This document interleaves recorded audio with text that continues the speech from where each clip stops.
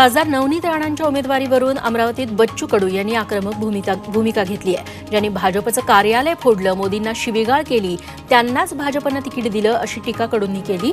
आता राणांना पाडणं हेच आमचं लक्ष्य आहे.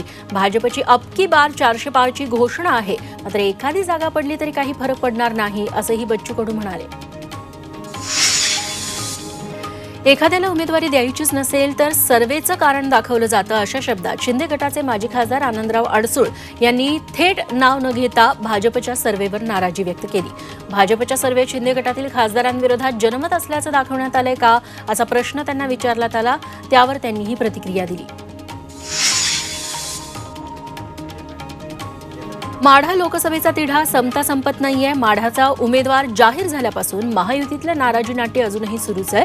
धैर्यशील मोहिते पाटील आणि रामराजे निंबाळकर यांनी विद्यमान खासदारांविरोधात दंड थोपटलेत. अमृत नोनी आर्थो प्लस ये एक प्रूवन फॉर्मूला है. इसमें मौजूद नोनी फल के गुण और आयुर्वेदिक जड़ी बूटियां शरीर को जरूरी पोषक तत्व देने के साथ साथ हड्डियों और जोड़ों के घिसने, उनमें होने वाले सूजन और दर्द को रोकने में मदद करता है. दर्द मुक्त जीवन के लिए अमृत नोनी ऑर्थो प्लस. या पार्श्वभूमीवर उपमुख्यमंत्री फडणवीसांनी माढा लोकसभेतील आमदारांची बैठक बोलावली.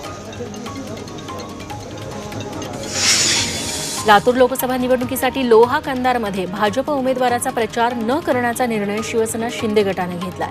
लातूर लोकसभेसाठी भाजपनं पुन्हा खासदार सुधाकर शृंगारे यांना उमेदवारी दिली आहे. मात्र या मतदारसंघातील शिंदे गटात शृंगारेंबाबत प्रचंड नाराजी आहे. त्यामुळे हा निर्णय घेण्यात आला.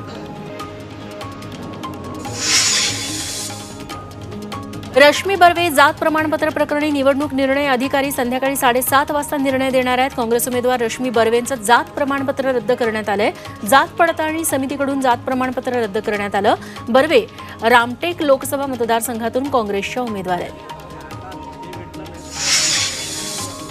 सांगलीच्या जागेबाबत बोलणाऱ्या नेत्यांना अपुरी माहिती असल्याचं सांगत ठाकरे गटाच्या वरुण सरदेसाईंनी सतीश पाटील आणि विश्वजित कदमांना टोला लगावला. कोल्हापूर बदल्यात सांगली हाच फॉर्म्युला ठरला होता. मात्र त्या बैठकीत सतीश पाटील आणि विश्वजित कदम नव्हते. त्यामुळे अपुऱ्या माहितीनं कुणी बोलू नये असं सरदेसाई म्हणाले.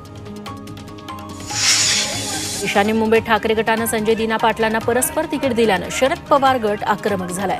ईशान्य मुंबईत राष्ट्रवादीचा पारंपरिक मतदारसंघ आहे. त्यामुळे इथून शरद पवार गटाच्या राखी जाधव यांना उमेदवारी देण्याची मागणी पवार गटाने केली आहे. हा मतदारसंघ सोडायचा नसेल तर दक्षिण मध्य मुंबई पवार गटाला द्यायची मागणी ही नवीन मागणी आता पुढे आली आहे. महाविकास आघाडीत पुन्हा पेच निर्माण झालाय. शरद पवार गटाला मुंबईत जागा हव्यातच अशी मागणी विद्या चव्हाण यांनी केली आहे. ईशान्य मुंबईची जागा शरद पवार गटालाच मिळाली पाहिजे. तसंच दक्षिण मध्य मुंबईत निलेश भोसले नाहीतर आपल्याला संधी द्यावी अशी मागणीही विद्या चव्हाण यांनी केली.